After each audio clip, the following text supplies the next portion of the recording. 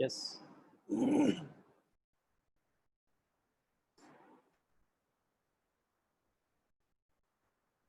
Okay. So this you have to remember and keep in your mind that viscosity is dynamic coefficient viscosity. Remember, you have two types of viscosity. One will be dynamic coefficient of viscosity, another one will be kinematic viscosity. So this mu is dynamic coefficient of viscosity, always remember. And its unit will be given by force into time upon length square. So as you have seen yesterday in MKS system, force is represented by kg force, time in second, length in meter. In CGS, force is dyne, time in second, length is centimeter. In SI unit, Newton, second per meter square. Short question, very important. SI unit of dynamic coefficient of viscosity.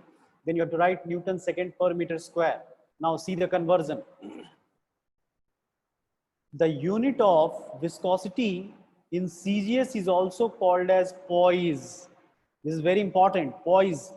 In numericals, they will give the value of this coefficient of viscosity in terms of poise only. Okay, so you have to convert it into your SI unit. So you can see here direct relation that you must remember. 1 poise equals to 1 upon 10 Newton second per meter square. Okay, all of you must write down this in your notebook. 1 poise equals to 1 upon 10 Newton second per meter square. Okay, and that 1 poise is equals to dyne second per centimeter square. Okay, now see how we are going to convert this MKS system to CGS unit. In MKS, we have seen M stands for mass, and mass we generally take in kg. So for kg force, second meter square, how do we convert into Newton? So 1 kg force is equals to 9.81 Newton second per meter square. Okay. But 1 Newton, you have seen the Newton's second law of motion. 1 Newton, F equals to M into A, that is mass into acceleration.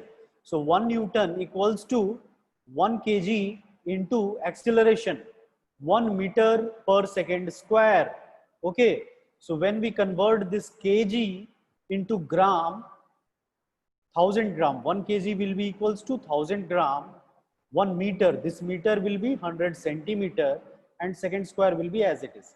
So you will get 1000 into 100 gram centimeter per second square. Okay, and this is gram centimeter per second square is equals to your dyne. Okay, so 1 dyne equals to 1 gram centimeter per second square. Okay, now see. So from here, if you will see once again, 1 kg for second per meter square equals to 9.81 Newton second per meter square. Then again we are writing here, but in terms of dyne second per centimeter square. Okay, we have already calculated the conversion factor. This is equals to 10 raised to the power 1, 2, 3, 4, 5. Okay, so 9.81 into 10 raised to the power 5 dyne second per centimeter square. Okay, so finally you will get this expression: 1 kg force equals to 9.81 dyne second per centimeter square, or 98.1 poise.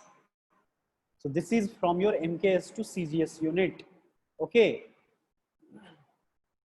so you have to remember that while solving the numerical, keep in mind the viscosity value can be given in poise. Okay, in majority of the chances they used to give in poise. So you have to write 1 poise equals to 1 by 10 Newton second per meter square. This is very much important expression that you must remember. Now, after this, we will see kinematic viscosity. As I have told you, we have two terms of viscosity. The first one is your dynamic coefficient of viscosity that we have seen already. and the second one is your kinematic viscosity. So first, write down the definition of kinematic viscosity. It is defined as ratio between dynamic viscosity and density of the fluid.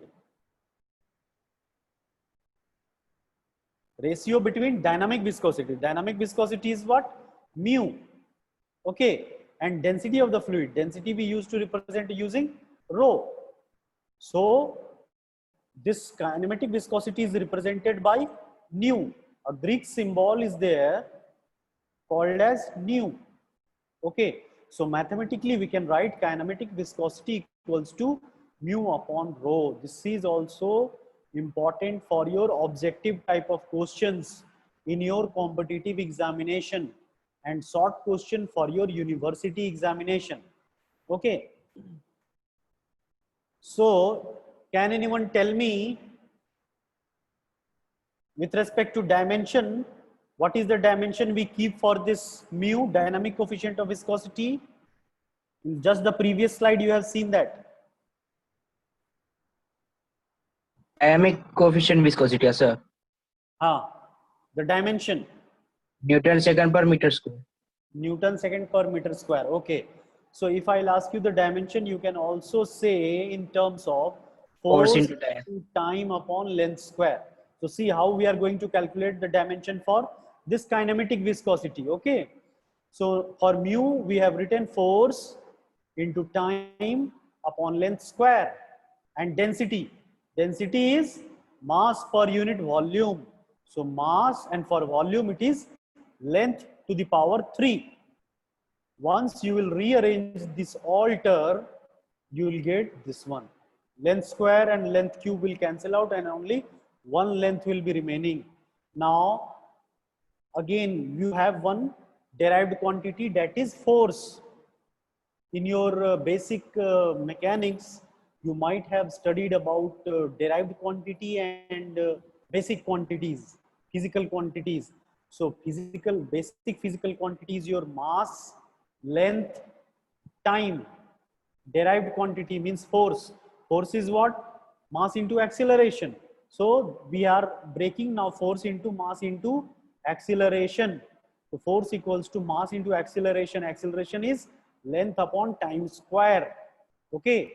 So this term will become mass into length upon time square into time upon mass upon length. If you will simplify it, finally you will get length square by time. So this also you have to remember for your objective question in competitive examination. Okay. For dynamic viscosity, you are having force into time upon length square. For kinematic viscosity, it is length square upon time. Now again, this conversion factor in MKS and SI, the unit of kinematic viscosity is meter square per second, while in CGS unit, it is centimeter per second. Okay. So in CGS unit, it is the kinematic viscosity is also known as Stokes. In dynamic viscosity, we have poise.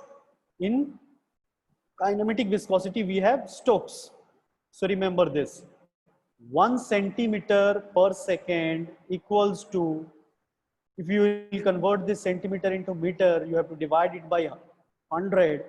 Then you have some square term is also there. So it will become 10 raised to the power minus 4 meter square per second. So you can write centi-Stokes means 1 upon 100 Stokes. This you have to keep in mind while solving the numericals. Okay. Now we will see the effect of temperature on viscosity. Up to now, is there any confusion? If it is clear, then type clear in your chat box, all of you. If you have any doubt, you can ask me. I'll clarify the doubt.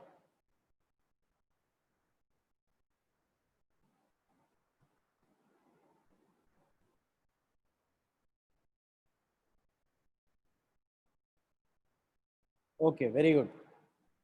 I can see for maximum of the students, it is clear. Okay. Why today we have only 36 participants? Yesterday we have crossed 50. Is there any issue with login in that Yes, situation? sir. So in that Sir. situation, Yes, sir. Maximum issue with the login. so they can send me the message. I will resolve it. One student has sent me the message. I had clarified his doubt. So only thing you have to do is today you have log into your Zoom account with your sru.edu.in, some new email IDs provided to you. Okay, is that so? Or directly you have put the meeting ID and password and you have entered into the meeting. What is the case? Farooq? Anyone? Farooq or Satvik? Sir, sir, sir. Sir, someone Just not know the registered same in issue call with email, me, sir. sir. One I person. just One person at a time. Farooq? Sir, some friends sir did not log in the college mail, sir. Okay. And how did you log in? Some college mail, sir. They are College asking mail? now, sir. During class time, they are asking.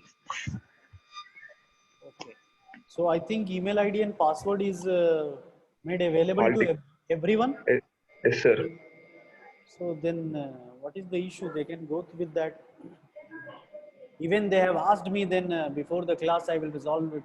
But no one asked me. Okay. Now we will see the effect of temperature on viscosity. So as we have discussed earlier, that in liquids or solids or gases, there are some intermolecular forces. Okay. So we will see the effect of temperature first. I'll change the color. Yeah. So it is for sure that viscosity is affected by temperature. Short question, fill in the blanks, whether the viscosity is affected by temperature or not. Then you have to write yes. Then how? How it is going to affect? The viscosity of liquid decreases, but for gases, it increases with increase in temperature. So this you have to keep in mind. For liquid, when the temperature will increase, the viscosity will decrease. For gases, when the temperature will increase, the viscosity will also increase. Now here a very conceptual question that can be asked for your examination. Okay, now let's see what is the reason behind this. Now question can be directly, with the increase in temperature, why it is observed reduction in the viscosity of liquid, while for the case of gases the viscosity increases. Okay, now the answer what you have to write, see here. This is due to the reason that in liquid, the shear stress is due to intermolecular cohesion, which decreases with increase in temperature. So what is the factor here? As the temperature increases, the intermolecular cohesive forces decreases. So as the intermolecular forces decreases, so its viscosity, its shear stress will also reduce. Okay. Hence, this is the reason that in liquid the shear stress due to intermolecular forces, cohesion forces decreases with the increase in temperature. This you have to remember and write in your examination when it is asked for liquid. Okay. Now for gases. In gases, the intermolecular cohesive forces is negligible. Okay. Then how shear stress is acting? Then shear stress is acting due to exchange of momentum of the molecules. This you have to remember. Exchange of momentum of the molecules is the main cause for your shear stress, and the shear stress is causing your viscosity to increase or decrease. Okay, so for liquid you have to keep the intermolecular forces into mind. For gases, Exchange of momentum of the molecules you have to keep in your mind. Okay. So the molecular activity increases with the rise in temperature, and so does the viscosity of the gas. So try to understand now, as we raise the temperature, the molecular activity will increase. The molecular activity will increase, so the viscosity of the gas will also increase. Okay, so this is very important conceptual question for 3 marks to 5 marks. Okay, all of you take down this. I'll give you 2 minutes.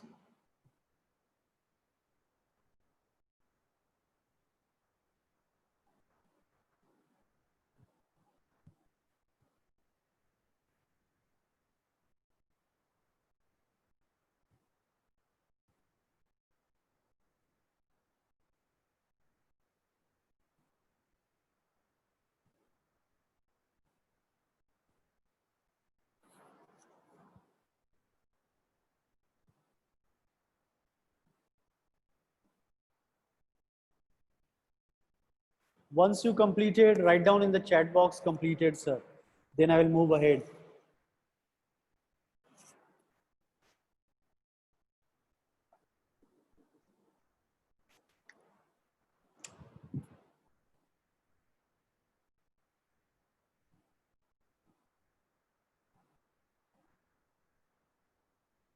Okay, very good.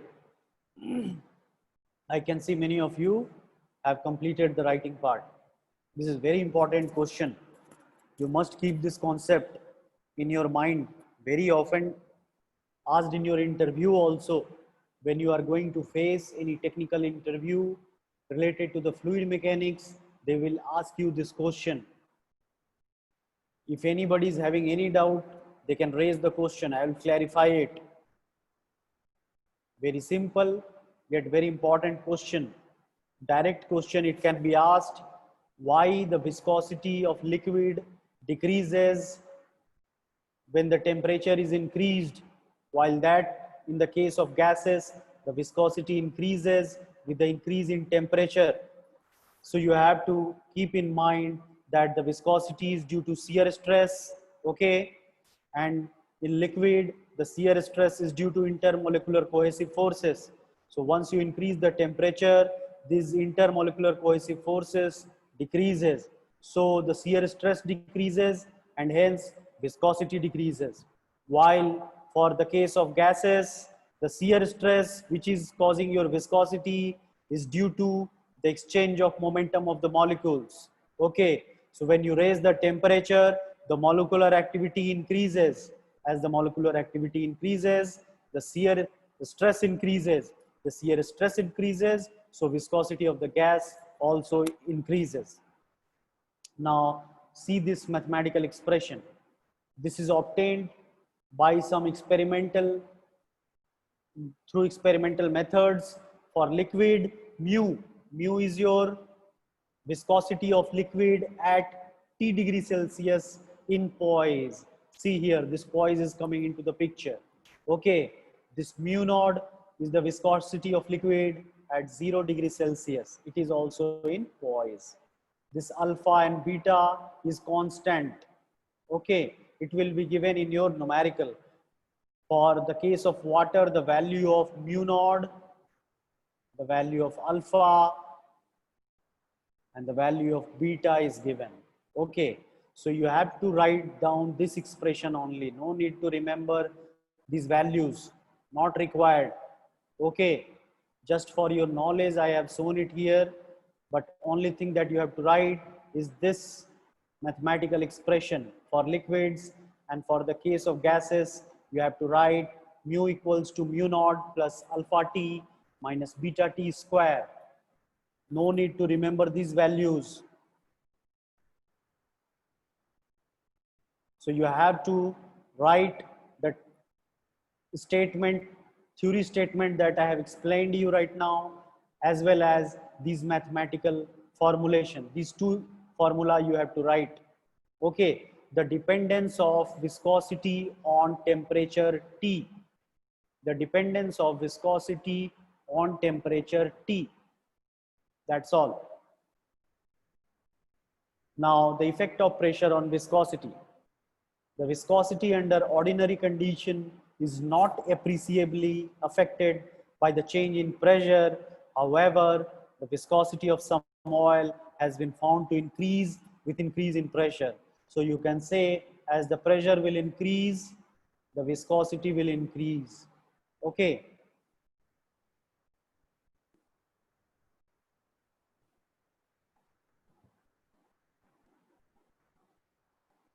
All the students who are with their name, I am telling you once again, your attendance will not be marked. We are putting the attendance by looking onto your roll numbers only. So you can rename it. Now we have seen the effect of temperature and pressure on viscosity. Now we will see, once again, we are going to see the type of fluids, okay, based on Newton's law of viscosity. So very important question for your either mid examination, external examination, or any competitive examination. This Newton's law is very much important, okay. So this the statement of this law states, as we have seen earlier also, that the shear stress represented by tau on a fluid element layer is directly proportional to the rate of shear strain. This is your rate of shear strain, okay. And when you will remove the proportionality symbol, then this constant is coming, that we have discussed earlier also, okay. Now based on that Newton's law of viscosity, we will see the different type of fluids. All of you must remember this, the statement of Newton's law of viscosity and the type of fluids, okay. Now let's see, we will draw a graph. On x-axis we are having this velocity gradient.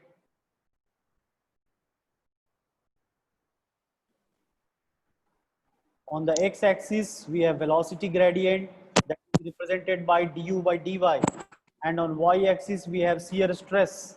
Same, this expression tau equals to mu into du by dy, okay. So when any fluid which is following that Newton's law of viscosity, that is represented by tau equals to mu into du by dy. So this will be, if you have remember your coordinate geometry, this is the equation of a straight line.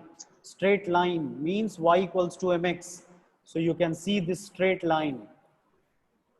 And this is your Newtonian fluid. Newtonian fluid, okay. Any fluid which obeys Newton's law of viscosity is called as your Newtonian fluid. We will see its definition as Newtonian fluid, or a real fluid in which the shear stress is directly proportional to the rate of shear strain, okay, or velocity gradient, is called as Newtonian fluid. Examples are water, kerosene, air, etc. Okay. So those who have joined late, means previously we have discussed all these things. However, if anybody who has not taken down this definition, you can take down this. The definition of Newtonian fluid.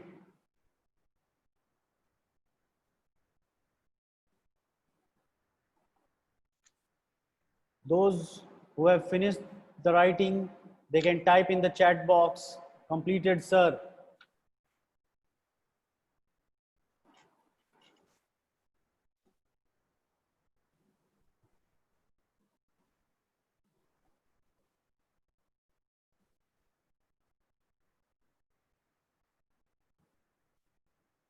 Okay, majority of you have written it.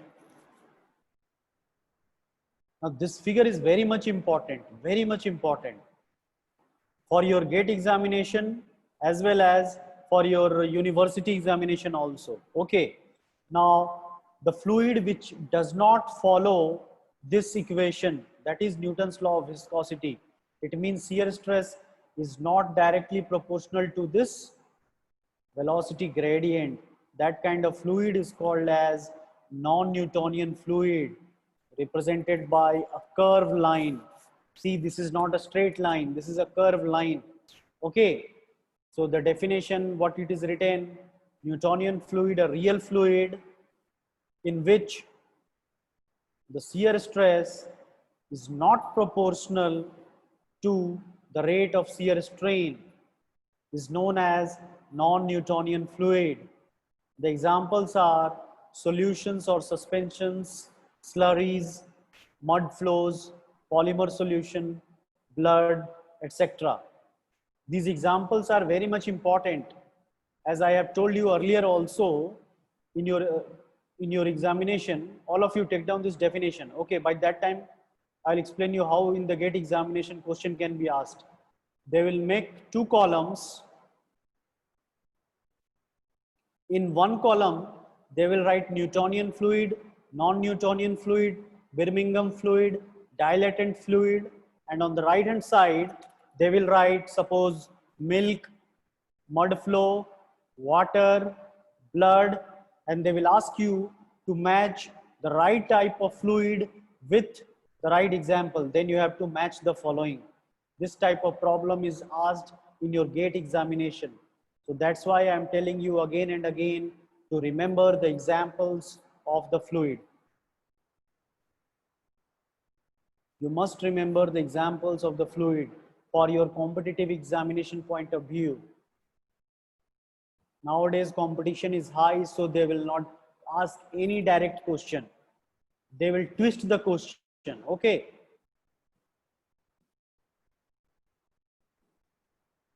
So if you have completed writing the definition of non-Newtonian fluid, write NNF. NNF stands for non-Newtonian fluid. If you have completed writing the definition of non-Newtonian fluid, write NNF in the chat box.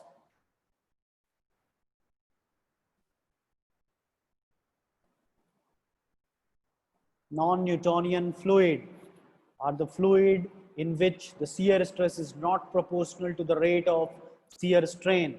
Very good. Maximum of you have written it. Now we will see ideal plastic fluid. What is this ideal plastic fluid? Here you can see there is a straight line. This is a straight line, just like your Newtonian fluid. Okay, but what is the difference between this line and this line? The only difference is this Newtonian fluid is starting from your origin. Okay, but for your ideal plastic fluid, it is starting with some yield value with initial shear stress.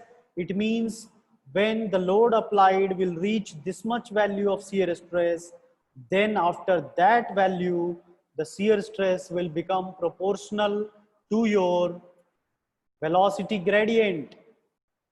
Okay, so that type of fluid is called as ideal plastic fluid. So this is the definition of fluid in which shear stress is more than the yield value and the shear stress is proportional to the rate of shear strain, is known as ideal plastic fluid. The example is sewage sludge or drilling muds. Example you must keep in your mind.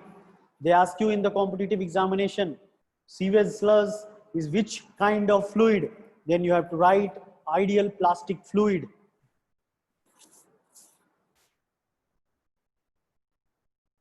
Since we have discussed these topics earlier also, those who are attending it second time, for this, it is a golden opportunity.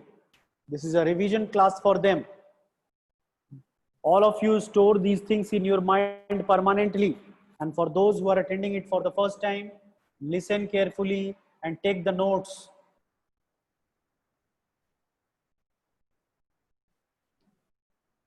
Ideal plastic fluid, IPF, ideal plastic fluid. Type in your chat box once you have completed writing IPF, ideal plastic fluid.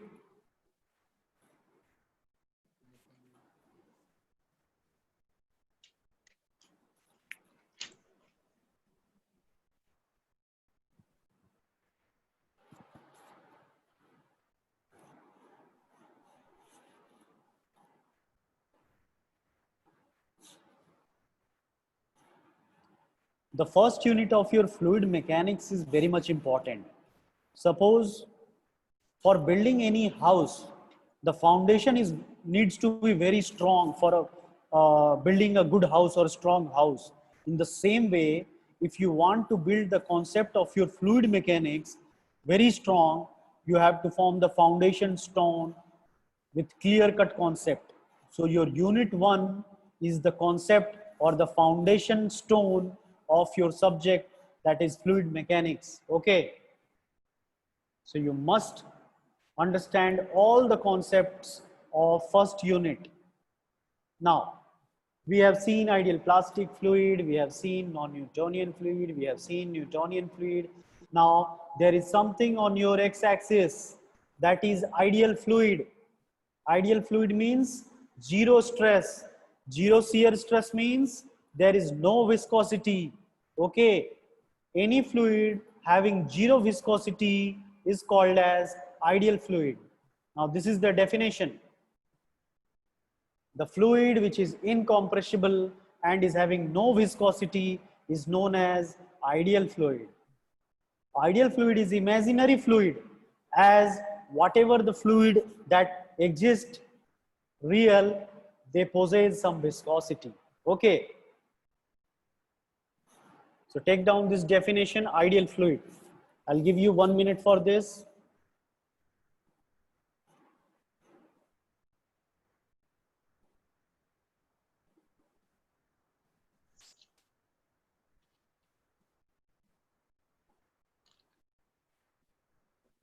Ideal fluids, IF. Once you completed writing the definition, type IF in your chat box.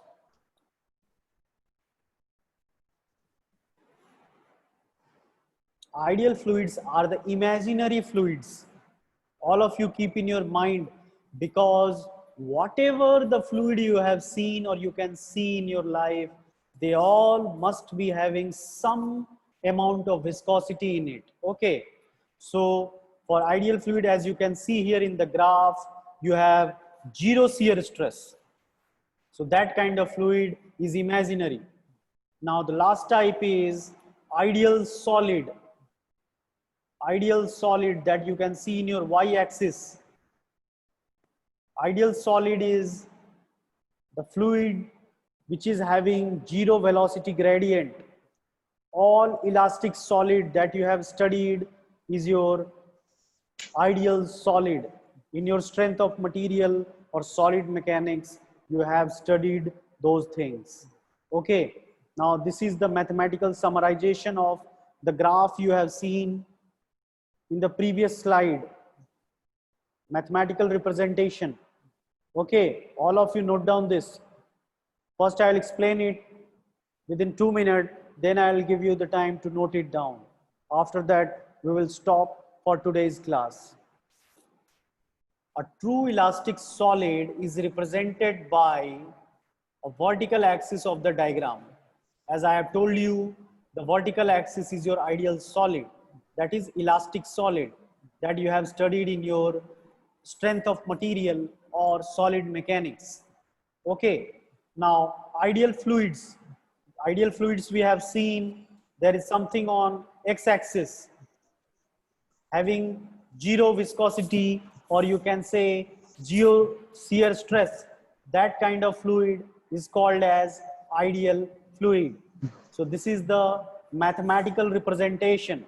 Okay. Now, if you will see the second point, that is Newtonian fluid. So the fluid which obeys Newton's law of viscosity, you all get it by heart. Newton's law is viscosity. The mathematical expression is tau equals to mu into du upon dy. That's why I am telling this expression again and again. Put this formula into your mind permanently. This will fetch you 5 marks in your university examination and definitely 2 marks in your GATE examination. Okay. So how the graph of Newtonian fluid was there? It is a straight line, y equals to mx. Now ideal plastic we have seen, it is the same following that Newton's law of viscosity. But what is the difference? After that some constant value. So the graph will start after some initial value. Let me change the color of the pen. Yeah, here. After some constant value, the fluid will behave like Newtonian fluid. So the graph is like this. Okay. Now, the fourth type is your thixotropic fluid, important for GATE examination. Okay. These two, non-Newtonian fluid and thixotropic fluids, it is important for your GATE examination. Okay. So you have seen, first I will tell you about non-Newtonian fluid. It is given by that we have seen any fluid that does not obeys Newton's law of viscosity is non-Newtonian fluid. So the graph will be like this. If the n over here you can see it is less than 1, so the graph will be like this. If n is greater than 1, the graph will be like this. Okay. So in case of non-Newtonian fluid, if n is less than unity, that kind of fluid is called as pseudoplastics. Okay. And the example is paper pulp, rubber suspension paints. See, GATE question again coming here. Rubber paint or paper pulp is an example of which kind of fluid? So you have to write pseudoplastic fluid. And when n is greater than unity, it is called as dilatant type of fluid. So in this category, butter and printing ink is coming into the picture. So this is all about the summarization of your type of fluids.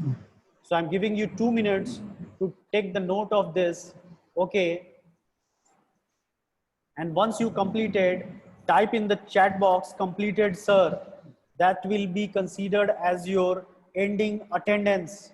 All of you type in your chat box once you complete writing this, completed sir. That I will consider as the end time attendance.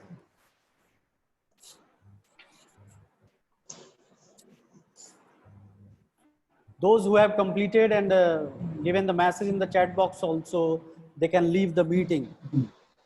The next class will be taken by HOD sir in the next 10 minutes.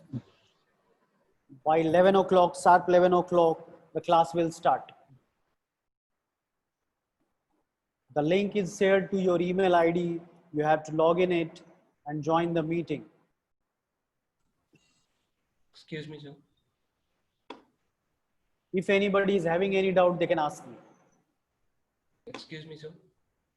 Yeah, speak loudly. So what is this fourth type of fluid, sir? Thixotropic fluids. Thixotropic fluid, see, come to this graph. Okay, here, this one. Can you see this ideal plastic fluid? It is starting after some yield value. Yes, sir. Okay, so here I have shown you this is Newtonian fluid. Okay, and this is non-Newtonian fluid.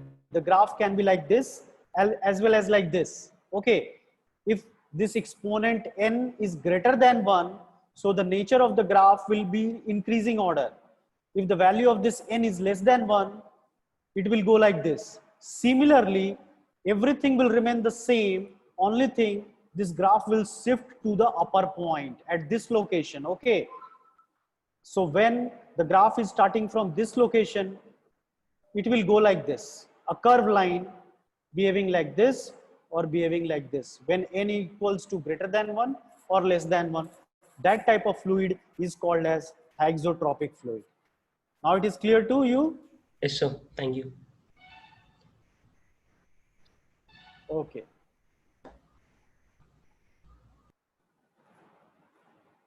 Now, I hope all of you have given your attendance also.